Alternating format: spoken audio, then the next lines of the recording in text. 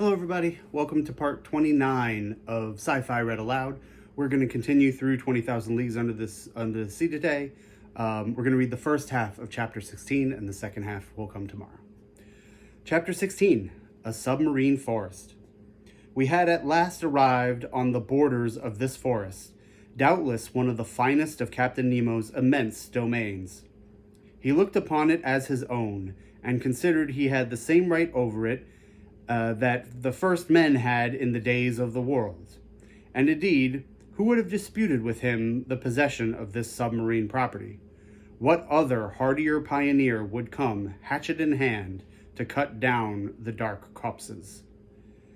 This forest was composed of large tree plants, and the moment we penetrated under its vast arcades, I was struck by the singular position of their branches, a position I had not yet observed. Not an herb which carpeted the ground, not a branch which clawed the trees, was either broken or bent, nor did they extend horizontally. All stretched up to the surface of the ocean. Not a filament, not a ribbon, however thin they might be, but kept as straight as a rod of iron. The fuci and ilianas grew in rigid perpendicular lines, due to the density of the element which had produced them.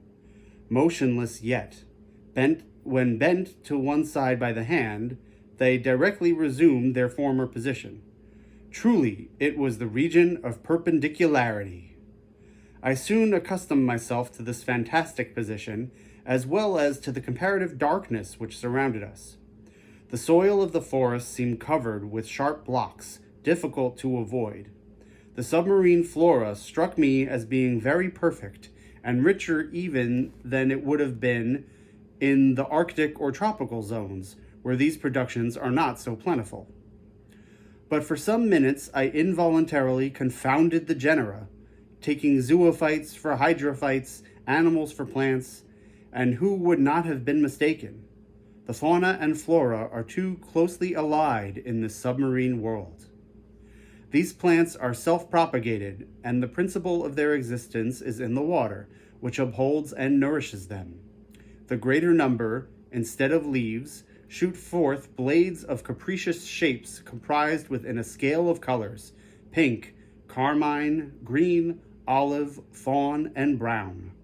I saw there, but not dried up, as our specimens of the Nautilus are, pavanare, spread like a fan as if to catch the breeze, scarlet cerames, whose laminaries extended their edible shoots of fern-shaped nereocystae, which grow to a height of 15 feet, clusters of acetabuli, whose stems increase in size upward, and a number of other marine plants, all devoid of flowers. Curious anomaly. Fantastic element, said an ingenious naturalist, in which the animal kingdom blossoms and the vegetable does not. Under these numerous shrubs, as large as trees of the temperate zone, and under their damp shadow, were massed together real bushes of living flowers, hedges of zoophytes, on which blossomed some zebra meandrines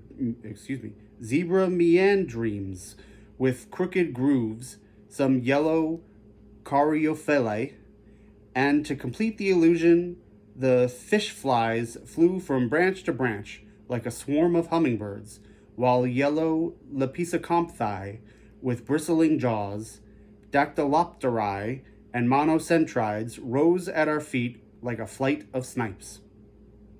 In about an hour, Captain Nemo gave the signal to halt. I, for my part, was not sorry, and we stretched ourselves under an arbor of alaurae, the long thin blades of which stood up like arrows. This short rest seemed delicious to me.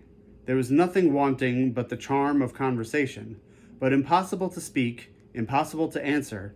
I only put my great copper head to conceals. I saw the worthy fellow's eyes glistening with delight, and to show his satisfaction, he took himself in the breastplate of air in the most comical way in the world.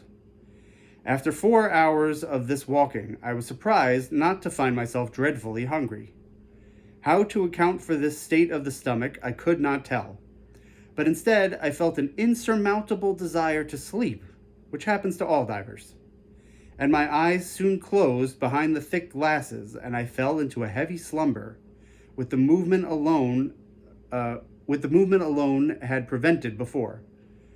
Captain Nemo and his robust companion, stretched in the clear crystal, set us the example. How long I remained buried in this drowsiness I cannot judge, but when I woke, the sun seemed sinking towards the horizon. Captain Nemo had already risen, and I was beginning to stretch my limbs when an unexpected apparition brought me briskly to my feet. A few steps off, a monster sea spider, about 38 inches high, was watching me with squinting eyes, ready to spring on me. Though my diver's dress was thick enough to defend me from the bite of this animal, I could not help shuddering with horror. Conseil and the sailor of the Nautilus awoke in this moment.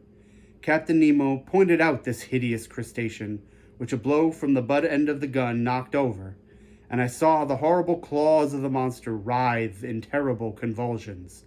This accident reminded me that other animals more to be feared might haunt these obscure depths, against whose attacks my diving press would not protect me.